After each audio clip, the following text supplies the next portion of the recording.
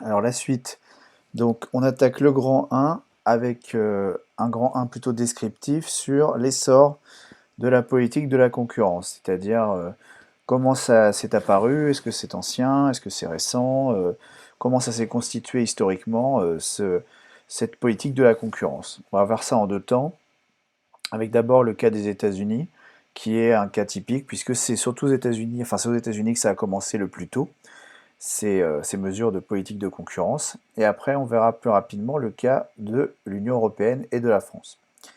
Donc on y va. Donc les États-Unis sont un pays pionnier en matière de politique de la concurrence, avec l'adoption d'une loi qui a fait date, à savoir le Sherman Act en 1890. C'est une loi qui apparaît dans un contexte particulier, ça explique l'émergence de cette loi. C'est un contexte marqué par l'industrialisation rapide des États-Unis. Donc vous voyez que 1890, on est en pleine période d'industrialisation, enfin, de révolution industrielle aux États-Unis. Donc apparaissent à cette époque des géants industriels, qu'on appelle donc des trusts, dans certains secteurs comme le secteur pétrolier, dans la sidérurgie, dans les industries électriques ou dans les chemins de fer. Donc ces concentrations, c'est-à-dire le fait qu'on ait des très très grosses entreprises dans certains secteurs qui sont quasiment qui dominent massivement le secteur, donc c'est vraiment l'idée qu'il y a une concentration, qu'il n'y a pas beaucoup de concurrence. Donc ces concentrations menaçaient l'égalité des chances en matière de réussite économique aux États-Unis, dans la mesure où ces trusts concentraient tout le capital. Le capital, ça veut dire c'est toutes les machines, tout l'argent, tous les capitaux étaient concentrés entre quelques mains. Et donc dans ce contexte, les petites entreprises n'avaient aucune chance de rivaliser. Alors je fais une remarque rapidement, les États-Unis sont, et encore aujourd'hui, marqués par une idéologie, vous savez, vous avez dû voir ça en histoire-géographie, l'idéologie du self-made man. Donc l'idée que c'est l'entrepreneur par son talent, par son esprit d'initiative, sa recherche de profit, qui va se construire tout seul et qui va gagner de l'argent par son travail.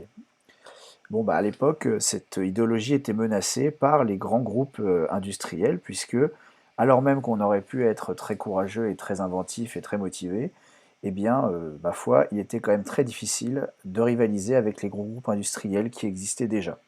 Donc ça a été perçu comme une menace par un certain nombre d'hommes politiques, qui ont considéré que c'était pas bon pour la cohésion sociale d'avoir d'aussi gros groupes, quoi. Qu'il y avait vraiment l'idée qu'il y aurait, ce serait comment dire, quelque chose d'inaccessible pour les citoyens normaux que de devenir des concurrents sérieux de ces grands groupes. Et que politiquement, ce serait pas très, c'est pas très bon. Donc c'est pour ça que le Sherman Act a été voté en 1890. Et donc il y a eu des conséquences.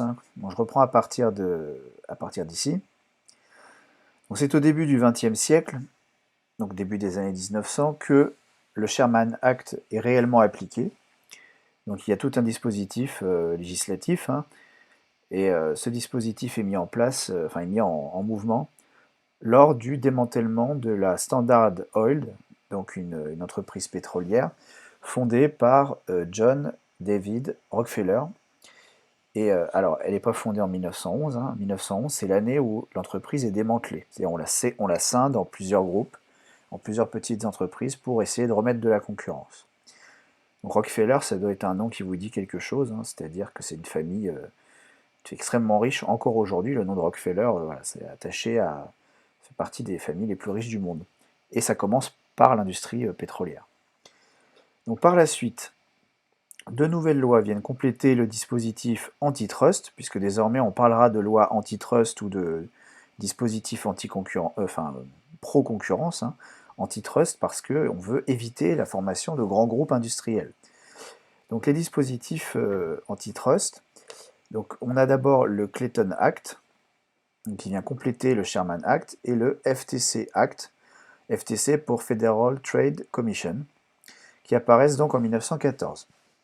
Avec la Grande Dépression des années 1930, donc ça je vous renvoie à vos cours d'histoire, c'est la crise de 1929 qui a des effets qui durent dans le temps, durant toute la décennie des années 30. Donc c'est ce qu'on appelle la Grande Dépression. Donc avec la Grande Dépression des années 30, les lois antitrust sont suspendues, c'est-à-dire que c'est tellement la crise économique que on n'essaie même plus d'empêcher les gros groupes d'émerger, au contraire, on essaye de stimuler leur apparition pour essayer de faire reprendre l'activité économique. Donc là, les lois antitrust sont suspendues.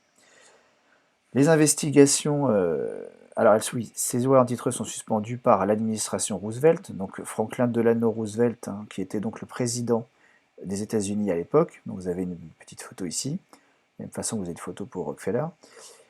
Ensuite, les investigations pour démanteler les grosses entreprises reprennent à partir des années 1960-1970, avec des affaires de démantèlement assez célèbres, comme celle de Rank Xerox, de IBM, ou alors de AT&T. Donc on en reparlera de AT&T, hein, c'est une entreprise de télécommunications qui était très très importante dans les années 80 et qui donc a été démantelée en 1984.